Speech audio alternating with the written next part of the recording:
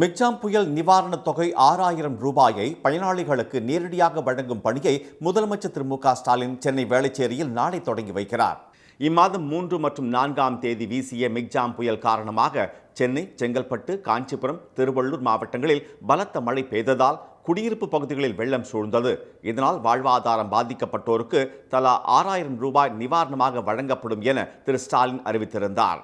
அதன்படி நிவாரணத் தொகை வழங்குவது குறித்து நியாய விலைக் கடை பணியாளர்களுக்கு பயிற்சி அளிக்கப்பட்டதுடன் டோக்கன் விநியோகம் செய்யும் பணி 4 மாவட்ட நியாய விலைக் கடைகளிலும் நேற்று முன்தினம் முதல் நடைபெற்று வருகிறது.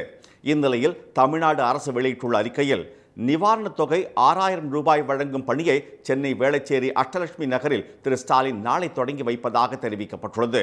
சென்னை உள்ளிட்ட 4 மாவட்டங்களிலும் கனமழையால் பாதிக்கப்பட்ட 37 லட்சம் குடும்பங்கள் அடையாளம் காணப்பட்டுள்ளதாகவும் அவர்களுக்கு டோக்கன் வழங்கும் பணி நடைபெற்று வருவதாகவும் கூறப்பட்டுள்ளது. இந்த 6,000 ரூபாய் நிவாரணத் தொகை பாதிக்கப்பட்ட தங்களுக்கு பயனுள்ளதாக இருக்கும் என இல்லத்தரசிகள் தெரிவித்தனர். இந்த காசு எங்களுக்கு ரொம்ப யூஸ்ஃபுல்லாக இருக்குது. இதை அறிவித்த முதலமைச்சருக்கு ரொம்ப நன்றி, மிக்க நன்றி. இந்த காசு எங்களுக்கு ரொம்ப தேவைப்படுது. எல்லா வீட்டு செலவு, மளிகை சாமான், குழந்தைங்க ஃபீஸ் கட்ட, அப்படி ரொம்ப குழந்தைங்க செலவுக்குள்ள ரொம்ப யூஸ்ஃபுல்லாக இருக்குது. நிவாரண நிதி கொடுத்துருக்காங்க, டோக்கன் கொடுத்துருக்குறாங்க. இந்த காசு எங்கள் வீட்டுக்காருக்கு ஹாஸ்பிட்டலுக்கு காசு கொடுத்தோன்னா மருந்துக்கு யூஸ் ஆகும். முதல்வருக்கு மிக்க நன்றி.